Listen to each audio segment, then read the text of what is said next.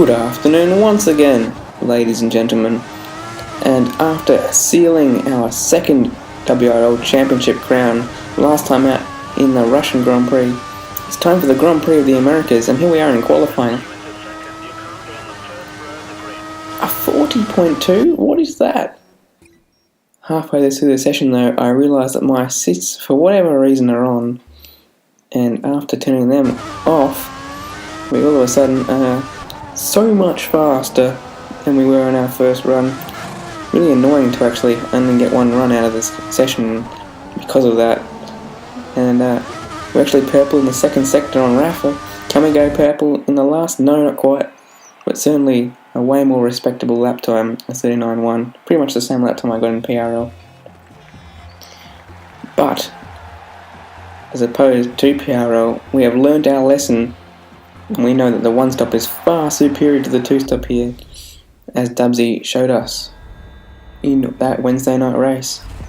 So we're starting in P2, and we have Rafa in front of us, very similar to that PRL event. Murphy's in P3, and the lights are out, off we go. We get very good traction there, much better in fact than Rafa, the pole sitter, and also Murph actually is falling back into the clutches of the two cars behind him. There's contact at turn 1. We got turned out of the corner a little bit, and the Force India driver is immediately pouncing on that, on his prime tyre, so we'll be looking to clear him. We're actually in P1 at this point. I don't want to turn across him and have a massive collision, so I slightly cut that corner. Rafa cuts it even more, and we're sort of all over the place there, just to avoid collisions. And we have P1 out of all that, with no illegal overtakes, thankfully. On lap 3, we see that Rafa and I have broken away massively. We are on options, the rest are on primes.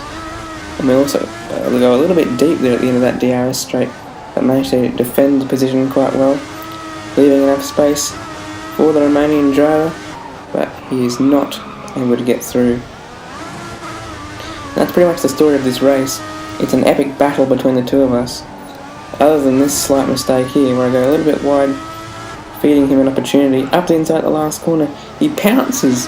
What an incredible dive that was. And thankfully neither of us spin out from that, but he hasn't got the best traction, so we retain the lead at that point. And here down the inside again. I usually like to take a very wide entrance to this corner, and you'll see why there, the traction far superior on the outside. However, he will have the DRS wide open down this straight. I'm almost a sitting duck here. I go to the inside to do the best I can to defend the position. He's already through though. Are we close enough for a dive? Back down the inside though, it looks like we might be. There's a little bit of contact there. There wasn't enough space on my outside for that not to have occurred. And we go around the outside at this next right-hander. Yep, better traction. So this battle rages on. Quite exciting at the time, and I'm sure possibly for people watching, quite a good battle between Rafa and I. On lap 6, here's DRS down the main straight this time. He's up the inside. What can we do to defend this? Just hold our line and gain some better traction on the exit. So fantastic racing from the two of us here. Fairly minor contact throughout this whole battle, and when there was, it wasn't exactly unfair on anyone's behalf. Through here though, we are suffering a little bit because we went wide, and we've gone even wider there. He has the left-hand side of the track. He's actually in P1 at one stage there, but thinks better of the move to that very tight sort of chicane towards the top of the hill. He's still right behind us though, so DRS might be the tactic he's looking for. He has a slight inside line there. Almost contact between the two of us there. A classic Ferrari versus McLaren battle. And he's got DRS surely again. He's wide open. He's going down the inside this time. He's flying past in fact. We're going to go a bit deeper on the brakes though. He's going to leave us just enough space. Oh, there's a little bit of contact. And we have the inside for this next corner. He's still on the outside though, I'm leaving him some space there as well. He's still in P1. Now we're in P1. He's going to make the move down the inside here. Oh, he's hit the bollard. You can just hear the bollard going. And we're in keep P1 for yet another lap. What a fantastic battle. This is what league racing should be all about. This time we managed to defend in the DRS zone there, but he's still all over us. on the 7th lap of the race, coming up to a quarter distance to this 50%er, and still no room for Rafa to get through. Quite a good track for overtaking, I would have thought though. Anyhow, on lap 7, he enters the pits, a very early pit stop, surely putting him onto a 2-stop. So at this point we thought, wow, unfortunately that battle's over, but we've got a really good chance to win this race. We stretch it out a further 5 laps on the same compound of tyre. So lap 12, we stick on the hard tyre. Of course, we lose the lead in a huge undercut that he got, but we are out in P3, and Murph, getting so far out of the way, almost couldn't see him.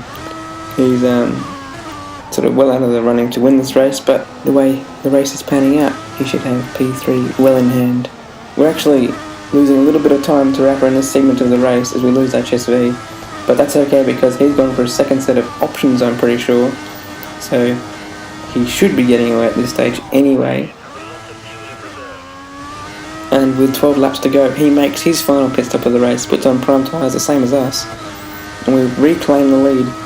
Looks like we can have a fairly decent lead. It's pretty much 11 seconds at the first split that we get there.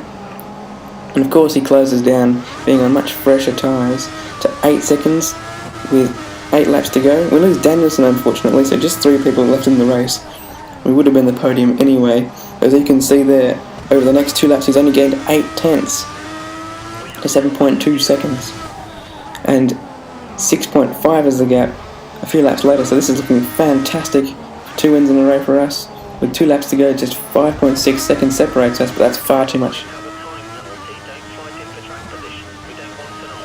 And on top of that, time penalty confirmed by our engineer, so we're absolutely stoked with that. We're going to get back-to-back race wins here in Circuit of the Americas, our first win in WRL. Great job, what a win. And certainly a lot of pride in beating Rafa once again. I've been Jacko, and I look forward to the Brazilian Grand Prix, the penultimate round of this championship. See you then.